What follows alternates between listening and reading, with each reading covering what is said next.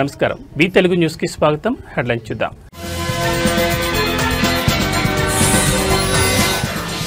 రేపు జూబ్లీహిల్స్ అసెంబ్లీ నియోజకవర్గ ఉప ఎన్నిక నోటిఫికేషన్ విడుదల. షేక్పేట్ తహసీల్దార్ కార్యాలయం వద్ద 144 సెక్షన్ విధింపు.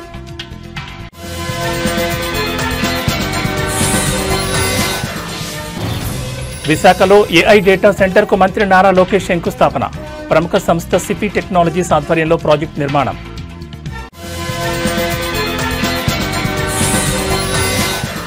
కడపలో మద్యం మత్తులో యువకుడి వీరంగం. రోడ్డుకు అడ్డంగా కారు పెట్టి హల్చల్.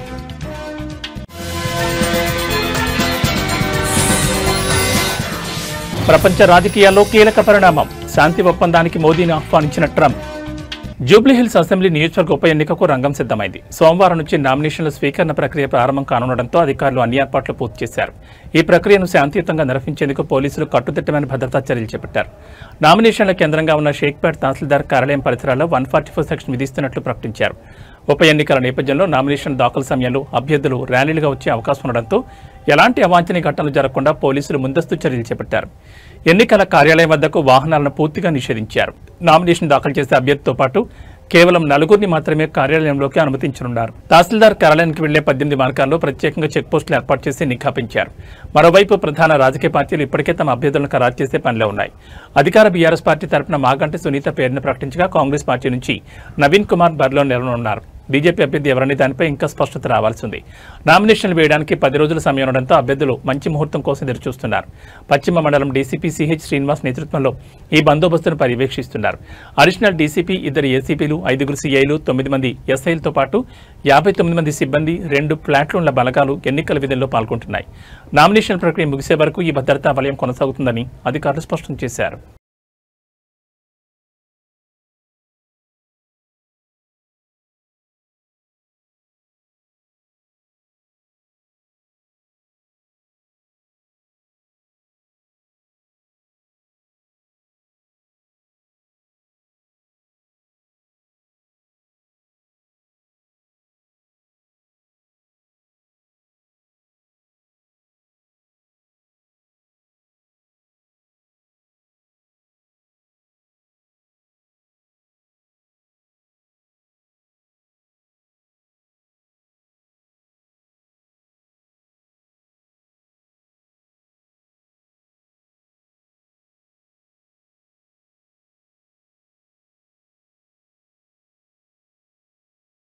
ఆంధ్రప్రదేశ్లో టెక్నాలజీ హబ్గా ఎదుగుతున్న విశాఖపట్నం గ్లోబల్ డిజిటల్ ప్రపంచంలో తన స్థానాన్ని సుస్థిరం చేసుకునే దిశగా కీలక అడుగు వేసింది.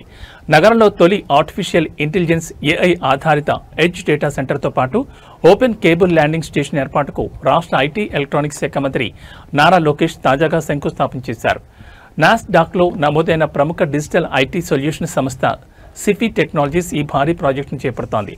దాని అనుబంధ సంస్థ అయిన సిఫీ ఇన్ఫినిట్ స్పేసెస్ లిమిటెడ్ ఆధ్వర్యంలో 50 మెగావాట్ల సామర్థ్యంతో ఈ అత్యాధునిక డేటా సెంటర్ను నిర్మించనున్నారు. కేవలం డేటా సెంటరే కాకుండా ఓపెన్ కేబుల్ ల్యాండింగ్ స్టేషన్ కూడా ఇక్కడ ఏర్పాటు చేస్తుండడం విశేషం. ఈ ప్రాజెక్టు కోసం సిఫీ సంస్థ 2 దశల్లో సుమారు 1500 కోట్ల భారీ పెట్టుబడి పెట్టనుంది. ఈ కేంద్రం పూర్తి స్థాయిలో కార్యకలాపాలు ప్రారంభించిన తర్వాత దాదాపు 1000 మందికి ప్రత్యక్షంగా ఉపాధి లభించనుందని అంచనా. ఈ ఏఐ ఆధారిత డేటా సెంటర్ ఏర్పాటుతో విశాఖ నగరం అంతర్జాతీయంగా ఒక కీలకమైన డిజిటల్ గేట్వేగా మారనుందని, ఇది రాష్ట్ర ఐటీ రంగ అభివృద్ధికి మరింత ఊతమిస్తుందని నిపుణులు అభిప్రాయపడుతున్నారు.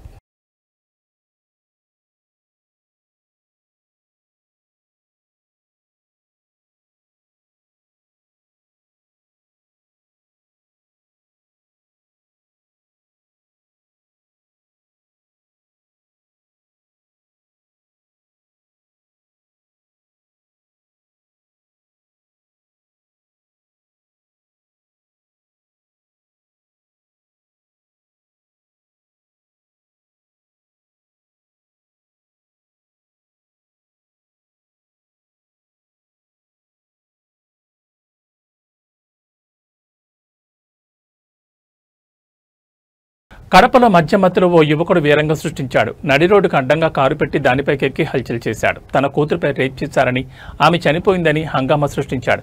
పవన్ కళ్యాణ్ ఎక్కడ చంపేస్తారో అనే భయంతోనే టీడీపీ అంటే ఇష్టం లేకపోయినా ఓట్లు వేశామని చెప్పాడు. తమ కుటుంబం వైఎస్ కుటుంబానికి వీరాభిమానులు అంటూ అతను పొంతనలేని సమాధానాలు చెప్పాడు. రోడ్డుపై ప్రయాణికులను అడ్డుకుంటూ వారికి ఇబ్బందులు కలిగించాడు.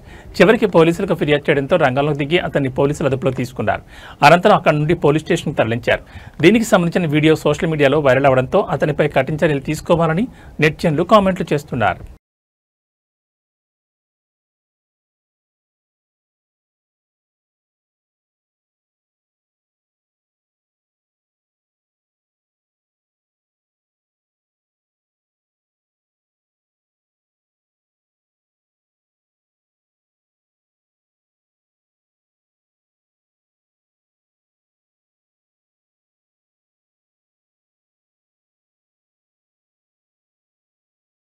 ప్రపంచ రాజకీయాల్లో కీలక పరిణామం చోటు చేసుకుంది. రేపు ఇజ్రాయెల్ హమాస్ మధ్య శాంతి ఒప్పందం చేసేందుకు రావాలని అమెరికా అధ్యక్షుడు డొనాల్డ్ ట్రంప్ భారత ప్రధాని నరేంద్ర మోడీకి ఆహ్వానం పంపినట్లు సమాచారం.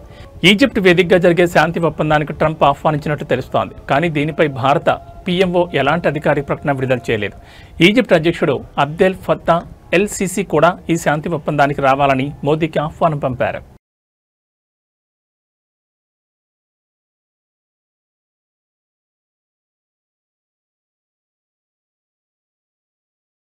జనగామ జిల్లా 10వ ఆవిర్భావ దినోత్సవ వేడుకలు స్థానిక ఎన్ఎంఆర్ గార్డెన్లో ఘనంగా జరిగాయి. ఈ సంబరాలను సోషల్ వాయిస్ ఫౌండేషన్ మరియు జనగామ రచయితల సంఘం సంయుక్తంగా నిర్వహించాయి. ఈ సందర్భంగా జనగామ జిల్లా సాధన ఉద్యమంలో కీలక పాత్ర వహించినందుకు గాను ఎంఆర్పీఎస్ రాష్ట్ర ప్రధాన కార్యదర్శి రాగాళ్ల భూపేందర్ను జిల్లా సాధన ఉద్యమకారుడిగా గుర్తించి సన్మానించారు. ఈ సన్మాన కార్యక్రమానికి తెలంగాణ తొలి ఉప ముఖ్యమంత్రి డాక్టర్ టి రాజయ్య మరియు కేంద్ర సాహిత్య అకాడమీ యువ పురస్కార్ అవార్డు గ్రహీత ముఖ్య అతిథులుగా హాజరయ్యారు. వారి చేతుల మీదుగా రాగాళ్ల భూపేందర్ను శాలువాతో కప్పి ప్రశంసా పత్రంతో ఘనంగా సత్కరించారు. ఈ సందర్భంగా రాగాళ్ల భూపేందర్ మాట్లాడుతూ జిల్లా సాధన కోసం పోరాడిన స్ఫూర్తిని కొనసాగించాలని పిలుపునిచ్చారు. జిల్లా సాధన కోసం మనం ఎలా అయితే పోరాడామో నేడు అదే బాధ్యతతో జిల్లా సమగ్రాభివృద్ధి కోసం ఉద్యమించాలని అన్నారు.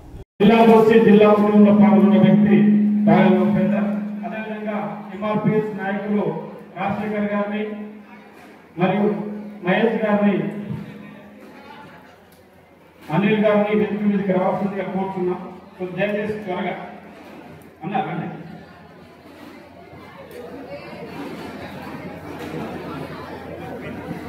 జనగామ అంటేనే ఓ ఘన చరిత్ర కలిగిన గడ్డ. జనగామ అంటేనే వీర తెలంగాణ సాయుధ పోరాటానికి ఊపిరినిచ్చిన గడ్డ. రజాకార్ల మూకలు నిర్బంధంతో అణిచివేతలకు గురి చేస్తున్న సమయంలో ఆ రజాకార్ల మూకలను తిరుగుబాటు చేసి కేతనాన్ని ఎగరేసిన గడ్డ జనగామ గడ్డ. అలాంటి త్యాగాలకు వీరులకు పుట్టిన గడ్డ జనగామ. రవాణా పరంగా తెలంగాణ భౌగోళిక ముఖ చిత్రానికి సెంటర్. పరంగా అన్ని జిల్లాలకు ఈ జిల్లా నుంచి పోవడానికి అవకాశం ఉంటుంది. జనగామ జిల్లా చరిత్రలో సజీవంగా నిలిపే విధంగా, పోరాటానికి చిహ్నంగా ఉండే విధంగా తెలియాల్సిన అవసరం ఉన్నదనే విషయాన్ని కూడా మరొకసారి గుర్తు చేస్తూ, జనగామ పోరాడి సాధించుకున్న అభివృద్ధిలో మాత్రం వెనుకబడే ఉన్నది. అభివృద్ధి విషయంలో, రవాణా విషయంలో, ఉపాధి విషయంలో, అనేక అంశాల విషయంలో కూడా పూర్తిగా వెనుకకు నెట్టివేయబడ్డ జిల్లాగా జనగామ మారిందనే విషయాన్ని కూడా మనం చెప్పాల్సిన అవసరం ఉన్నది. ఈ జిల్లాకు అమలైన హామీలు కూడా ఇంతవరకు నెరవేరలేదు. ఇండస్ట్రియల్ కారిడార్ జనగామకు కేటాయించబడి ఉన్నది, ఇంతవరకు అమలు కాలేదు. అదేవిధంగా పారిశ్రామికకు సంబంధించిన కొన్ని పరిశ్రమలు ఈ జిల్లాకు ఉన్నాయి, అమలు కాలేదు. విద్యాపరమైన సౌకర్యాలు ఉన్నాయి, అమలు కాలేదు. ట్రాఫిక్ పరమైన సౌకర్యాలు ఈ జిల్లాకు అలాట్ అయి ఉన్నాయి, ఇంతవరకు అమలు కాలేదు. ఇప్పటికీ ఉపాధి అవకాశాలు లేక ఉదయం పుష్పులకు ప్రయాణమై నిత్యం మల్ల కాకతీయకు రిటర్న్ వచ్చి పెయింటింగ్ పనులు చేసుకుంటూ ఇక్కడ చదువుకున్న యువత హైదరాబాద్ కు వలసపోతున్న పరిస్థితులు ఏర్పడుతున్నాయి. కాబట్టి ఈ జనగామ జిల్లా పాలకులకు నిజాయితీ చిత్తశుద్ధి ఉంటే జనగామ జిల్లా యువకులకు, యువతకు ఉపాధి అవకాశాలు కల్పించే విధంగా ప్రత్యేకమైన చొరవ తీసుకోవాల్సిన అవసరం ఉన్నదనే విషయాన్ని కూడా మరొకసారి గుర్తు. అధికార యంత్రాంగాన్ని ఒకవైపు, రాజకీయ పక్షాలను మరొక వైపు, పాలకులను మరొక వైపు ఈ మెదక్ జిల్లా కొల్చార మండలం ఏడుపాయల ప్రాంతంలో దారుణమైన సంఘటన వెలుగుచూసింది. ఏడుపాయలకు వెళ్లే రహదారిలోని ఒక వించె రావణలో గుర్తు తెలియని దుండగులు ఒక మహిళపై అత్యాచారం చేసి అనంతరం ఆమెను చెట్టు కట్టేసి పారిపోయారు. ఈ విషయం తెలుసుకున్న వెంటనే పోలీసులు అప్రమత్తమయ్యారు. Medak rural CI DSP Prasanna Kumar, Kolcharam SI Mohanuddin, Papannapet SI Srinivas Goud తమ సిబ్బందితో సహా హుటాహుటిన ఘటనా స్థలానికి చేరుకున్నారు. ఘటనా స్థలాన్ని పరిశీలించిన అనంతరం బాధితురాలిని చికిత్స నిమిత్తం మెదక్ ఏరియా ఆసుపత్రికి తరలించారు. ఈ ఘటనపై పోలీసులు కేసు నమోదు చేసుకుని నిందితుల కోసం గాలింపు చర్యలు ముమ్మరం చేశారు. దుండగులను త్వరలోనే పట్టుకుంటామని పోలీసులు తెలిపారు.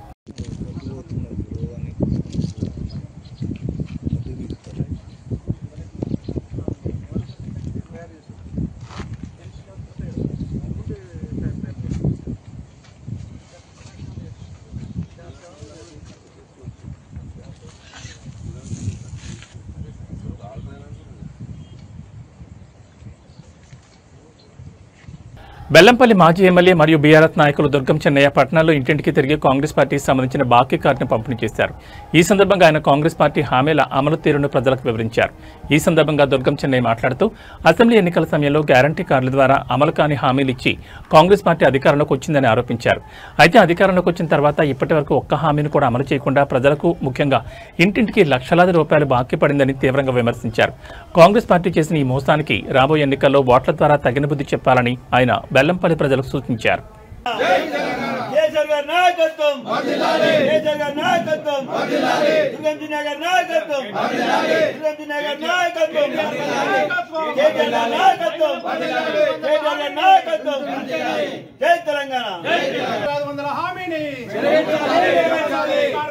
కార్మికులకు నెలకు 4,000 పెన్షన్, 6,000 పెన్షన్, కళ్యాణ లక్ష్మిని వెంటనే, విద్యార్థులకు స్కూటీని వెంటనే, సంవత్సరానికి 5 లక్షలు వెంటనే, రైతులకు రైతు భరోసా వెంటనే, 500 బోనస్ వెంటనే. ఓం సాయిరామ్, ఓం సాయిరామ్. షాదీ ముబారక్ను తర్వాత తులం బంగారం ఇస్తా అన్నారు అప్పుడు రేవంత్ రెడ్డి ఎన్నికల టైంలో. అది ఇప్పటి వరకు ఇవ్వలేదు కదా. అట్లాగే ముసలి వాళ్లకు వృద్ధులకు 4,000 రూపాయలు పెన్షన్ ఇస్తా అని చెప్పి రేవంత్ రెడ్డి ఎన్నికలప్పుడు హామీ ఇచ్చాడు.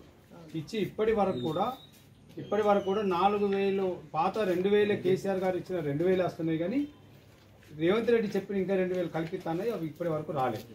ఇప్పటికేమైంది, 22 నెలలు అయింది. 22 నెలలు ఇంటూ 2,000 వేసుకుంటే ఒక్క ముసలి తల్లికి 44,000 రూపాయలు బాకీ పడ్డాడు. అయితే ఇంకా ఏమన్నాడు, ఇంకొక అడుగు ముందుకేసి రేవంత్ రెడ్డి ఏమన్నాడు, కేసీఆర్ గారు ఒక ఇంట్లో 2 వృద్ధులు ఉంటే ఒక్కరికే ఇస్తున్నాడు, నేనైతే అవ్వకిస్తా తాతకిస్తా, అవ్వకు 4,000 ఇస్తా తాతకు 4,000 ఇస్తా అని చెప్పేసి ఆ రోజు మాటిచ్చాడు. మాటిచ్చి అసలు ఇద్దరికి కాదు కదా, ఒక్కరికి కూడా 4,000 రూపాయలు ఇస్తలేడు. అంటే ఒక్కరికి ఇచ్చిన 2,000 రూపాయల చొప్పున 22 నెలలు అంటే 44,000 రూపాయలు రేవంత్ రెడ్డి వాళ్ళ ఒక్క ముసలి తల్లికి బాకీ పడ్డాడు. అది రేవంత్ రెడ్డి వెంటనే ఈ 44,000 ఏదైతే ఇస్తానన్న మాట ప్రకారం 44,000 ప్రతి వృద్ధురాలకు ఇవ్వాలి అని బీఆర్ఎస్ పార్టీ పక్షాన మేము డిమాండ్ చేస్తున్నాం. మహిళలకు ఇవాళ ప్రతి ఇంట్లో ఉన్నటువంటి 18 సంవత్సరాలు నిండినటువంటి ఒక మహిళ ఇంట్లో ఎంతమంది ఉంటే అంతమందికి 2,500 చొప్పున నేను ఇస్తా అని చెప్పి ఆ రోజు మాట ఇచ్చాడు. కోడలకు 2,500 ఇస్తా అన్నాడు, బిడ్డకి 2,500 ఇస్తా అన్నాడు, అత్తకి 2,500 ఇస్తా అన్నాడు, ముస్లామకు 4,000 రూపాయలు ఇస్తా అని చెప్పి కట్టుకథల మాటలు మాట్లాడిండు ఆ రోజు. అయితే ఇవాళ ఒక మహిళకు ఆయన ఎంత బాకీ పడ్డాడు, 2,500 ఇంటూ ఇవాళటి వరకు 22 నెలలు అవుతుంది. కాబట్టి ఒక మహిళకు 55,000 రూపాయలు ఇవాళ రేవంత్ రెడ్డి బాకీ పడ్డాడు. వెంటనే ఇవాళ రేవంత్ రెడ్డి మరి ప్రతి మహిళకు 55,000 రూపాయలు ఇచ్చి 2,500 రూపాయల స్కీమును అతను తప్పకుండా ఆ స్కీమును ఇంప్లిమెంట్ చేయాలని చెప్పేసి మా బీఆర్ఎస్ పార్టీ పక్షాన మేము డిమాండ్ చేస్తున్నాం. అట్లాగే వికలాంగులకు 6,000 రూపాయలు ఇస్తా అన్నాడు, 6,000 రూపాయలు ఇస్తా అన్నాడు. కాబట్టి మరి 22 నెలలు అవుతుంది, 22 నెలలు ఇంటూ 44,000 రూపాయలు ఇవాళ ఒక వికలాంగులకు బాకీ పడ్డాడు అతను. షాదీ ముబారక్ చెప్పిన కదా, షాదీ ముబారక్ కళారంగంలో విశేష కృషి చేసిన ప్రతిభావంతులను తమిళనాడు ప్రభుత్వం సత్కరించింది. చెన్నైలో జరిగిన ఒక ప్రత్యేక కార్యక్రమంలో రాష్ట్ర ముఖ్యమంత్రి ఎంకే స్టాలిన్ 2021, 22, 23 సంవత్సరాలుగాను కలైమామణి పురస్కారాలను ప్రదానం చేశారు. మొత్తం 90 మంది కళాకారులు వివిధ విభాగాల్లో ఈ ప్రతిష్టాత్మక పురస్కారాన్ని అందుకున్నారు. 2021 సంవత్సరానికి నటన విభాగంలో ప్రముఖ నటి సాయి పల్లవి ఈ పురస్కారానికి ఎంపిక కాగా ముఖ్యమంత్రి స్టాలిన్ స్వయంగా ఆమెకు అవార్డును అందజేశారు. అలాగే నటులు ఎస్.జె. సూర్య, విక్రమ్, ప్రభు తదితరులు కూడా పురస్కారాలు అందుకున్న వారిలో ఉన్నారు. సంగీతం, నృత్యం, నాటకం, సినిమా వంటి విభాగాల్లో విశేష కృషి చేసిన కళాకారులను ప్రభుత్వం గుర్తించి సత్కరించింది. కలైమామణి పురస్కారం తమిళనాడులో కళారంగానికి ఇచ్చే అత్యున్నత గౌరవంగా పరిగణించబడుతుంది. ఈ పురస్కారాల ద్వారా కళా సాంస్కృతిక రంగాన్ని ప్రోత్సహించడమే తమ ప్రభుత్వ ధ్యేయమని ముఖ్యమంత్రి స్టాలిన్ పేర్కొన్నారు. ఈ కార్యక్రమంలో ఉప ముఖ్యమంత్రి ఉదయనిధి స్టాలిన్ తదితరులు పాల్గొన్నారు.